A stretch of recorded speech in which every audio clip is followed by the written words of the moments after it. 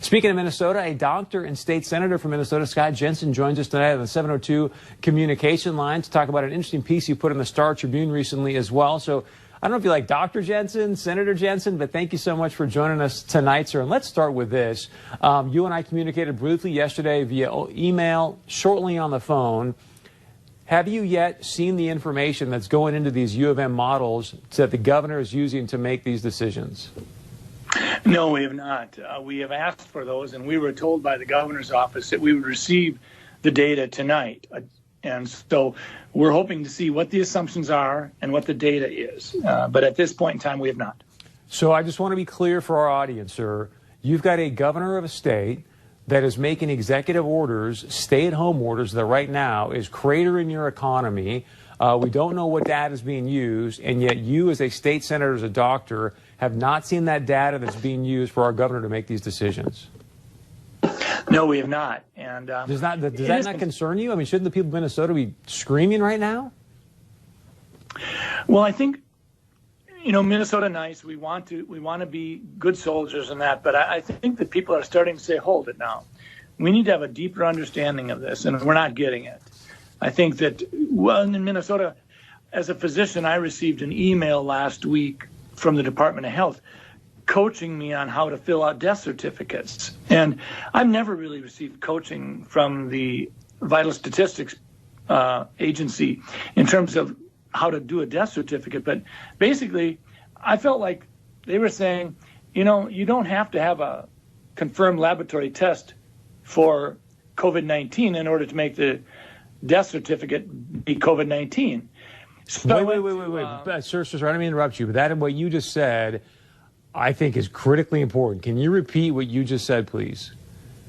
Well, last Friday, I received a 7-page document that sort of told me that if I had an 86-year-old patient that had pneumonia but was never tested for COVID-19, but sometime after she came down with pneumonia, we learned that she had been exposed to her son, who had no symptoms, but later on was identified with COVID-19, that it would be appropriate to diagnose on the death certificate COVID-19.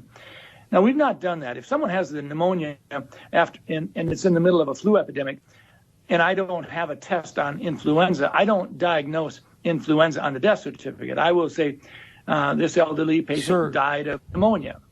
I don't mean to interrupt you, but my heart is sinking right now as you're telling me this. You're a doctor. Why in the world would they be sending you out information to fill out death certificates, whether the person's been diagnosed with COVID-19 or not, but then to say in the death certificate this person's death was caused by COVID-19? That does not sound right to me. I went to the person in our office who does most of the death certificates over the last 10, 20 years, and I said, does this sound right? I had her look at the documents that I printed off, and she said, well, we've always been told that you always put down just facts. You don't put down any probabilities. You don't put any presumptions down. It's just what you know. And so this is concerning. And it actually gets to your point, Chris. When we start talking about the data that goes into the modeling, we have to ask ourselves a question. Are we being forthright? Are we sharing with the public?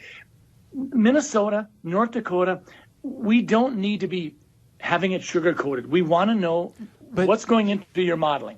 So with that being said, why would they want to skew the number of deaths due to COVID-19? Well, fear is a great way to control people, and I worry about that. I worry that sometimes we're so darn interested in just jazzing up the fear factor that, sometimes people's ability to think for themselves is paralyzed if they're frightened enough. And that's not where I want people to be. I want people to say, we're going to get through this. I'm going to use my head. I'm going to go to different sources. I'm going to listen to different sources. And I'm going to think for myself, because that's what America's about. Senator, if you don't mind, after this interview, if you can send me that 7-page document. And just for clarity, you were sent a 7-page document by who again? The Department of Health. Department of Health. Saying, hey, fill this out, whether they test positive for COVID. That is stunning, sir. So Governor Walz had his conference call today. One of the things he mentioned is he's going to lay out, it sounds like, some ideas or a plan tomorrow about his statewide stay-at-home order. It was supposed to end on April 10th. He is going to have some changes to that. Do you have any new information regarding that, sir? I don't, but there's certainly been a big push that we should be using more of a laser-focused approach rather than some sort of a broad-scale whack-a-mole kind of a thing. We've got landscapers and lawn preparers, and we've got dock workers and golf courses, and there's no reason to not let those people out there doing their job. And it isn't just about those occupations I mentioned. We're also talking about a tremendously revved up allergy season if we don't do these things. If we just let the weeds and the spring pollens go crazy, we're going to have a lot of kids with hay fever and asthma. And we know that the supply chain of asthmatic inhalers is potentially at risk. So we have to be very thoughtful when we do these things. Doc, I got two more things for you, sir. Since you are a doctor, I think the people at home, because you just mentioned the fear factor, there's a lot of trepidation. There's so much uncertainty right now. As a doctor, as a state senator, and you look out to the horizon, there's a lot of varying information about when you guys are going to sort of get on the other side of this. I'm not asking you to make a certain prediction, but what's your best guess? Well, I think it's going to be the end of April, but I think when we get there, I think it's going to be manageable. Our hospitals have done a wonderful job of preparing for it. And the fact of the matter is, we're not going to win this battle by kicking the can down the road. At some level, we're going to win this battle by having enough people become immune to it, by getting the disease. And it's a mild disease in 90% of the people. So the idea of minimizing this wave of the pandemic so that the next wave in the fall of the year will be greater, that doesn't necessarily make a ton of sense either. Yeah, Doc, last question. I got about 60 seconds, sir. We'd love to have you back, but I actually originally brought you on because I thought you had a fascinating piece in the Star Tribune. If we can bring this up, Christy, but it says, hey, more thoughtful lockdown rules could spare loss and suffering. It was really geared towards, look, guys, we've got to obviously put public health first, but also be concerned about our economy. 30 seconds, sir. Why should people go read this piece? Well, I think what it does is it says, listen, we're not going to have government make arbitrary decisions about what is an essential and a non-essential business. We're talking about measuring what we're trying to do. We're trying to provide some separation. We're trying to provide some social distancing. And if that's the case, we need to look at what's a safe occupation and what's not. So if two people are mowing a lawn on a golf course and they're 30 yards apart, that's not an issue. If we've got lawn people and they're working in solo or two-man crews, this is not an issue.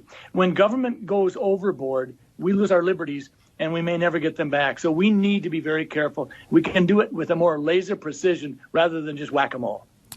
Doctor and Minnesota State Senator Scott Jensen, thank you so much for the time. Nancy, boy, I think you made some major breaking news today, sir. And if you would, again, please email me that document, okay? I will do that. Thank you very much.